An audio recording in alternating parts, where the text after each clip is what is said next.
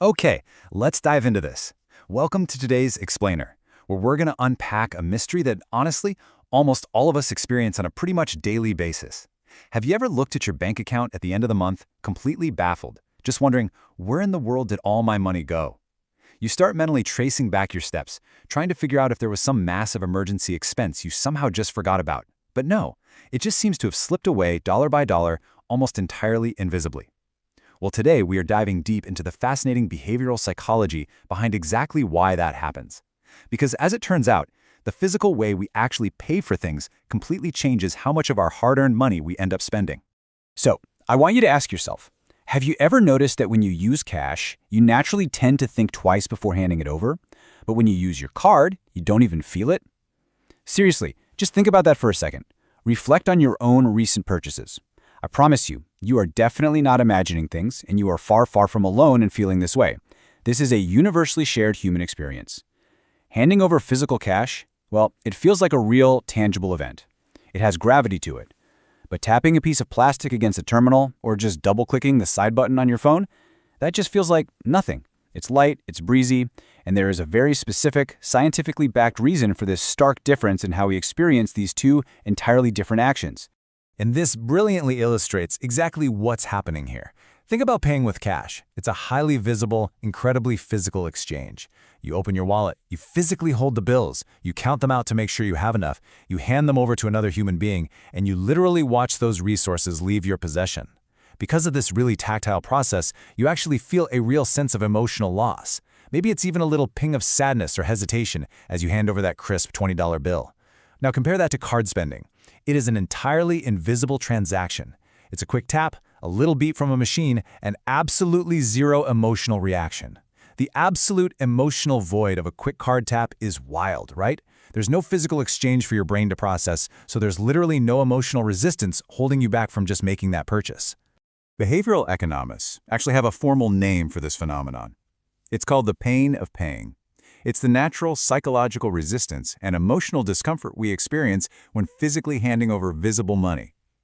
Now, I know the word pain sounds like a bad thing, something we naturally want to run away from. But in the context of our personal finances, this emotional resistance is actually incredibly healthy. It's a built-in financial defense mechanism.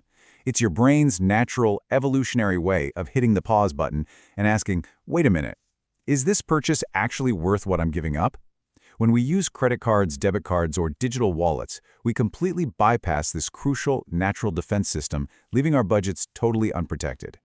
Now, what's really interesting about this slide is the real math behind this psychological blind spot, and honestly, it is staggering. Because card spending feels so incredibly effortless, removing that pain of paying secretly drives our spending up by 20 to 30%. Just wrap your head around that for a moment. That is a massive difference. Think about it like this. If your normal baseline spending for groceries or going out is $1,000 a month using cash, switching entirely to card could automatically bump that up to $1,200 or $1,300 without you even batting an eye. You aren't buying 20 to 30% more things because you suddenly need them or because your lifestyle dramatically upgraded. You're buying them simply because the act of purchasing has been made entirely frictionless. The gatekeeper in your brain has literally been put to sleep. Let's move to and see how this builds into the invisible trap of modern payment systems. This psychological blind spot, it's exactly what the modern financial landscape is built upon.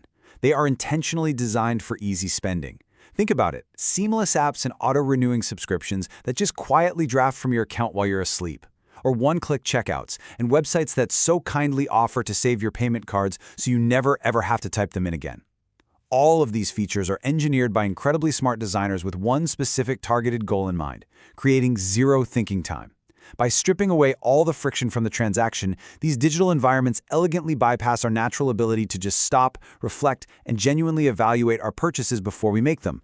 Take a second, let this realization really sink in. You're not bad with money. You're being designed to spend. This is just such a powerful shift in perspective, isn't it? So often we beat ourselves up over our monthly credit card statements. We carry around this heavy, heavy guilt thinking we lack discipline or that we just have terrible personal habits compared to everyone else.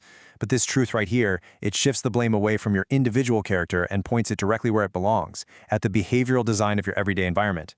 The system around you is literally engineered to make you part with your money as easily, as quickly, and as frequently as possible. It is a straight-up David versus Goliath battle for your wallet. So the crucial point is, how do we actually fight back and take control? Well, the behavioral fix is surprisingly simple.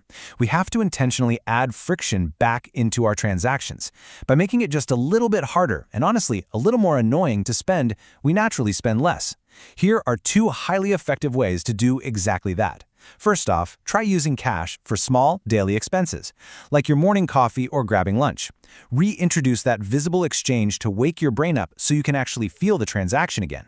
Second, go into your most used apps and favorite shopping websites right now and manually remove your saved credit cards. I know, it sounds tedious, but forcing yourself to physically get up off the couch, find your wallet, and manually type in those 16 digits, that introduces exactly the kind of friction and thinking time you need to evaluate if you really, truly want that item.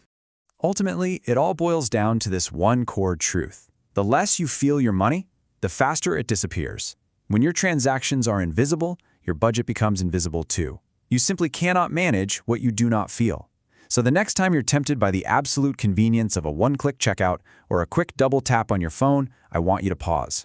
Ask yourself, are you fully feeling the reality of this purchase, or are you just letting the system do exactly what it was designed to do? Think about that as you navigate your spending this week. Thanks so much for joining me on this explainer, and I'll catch you next time.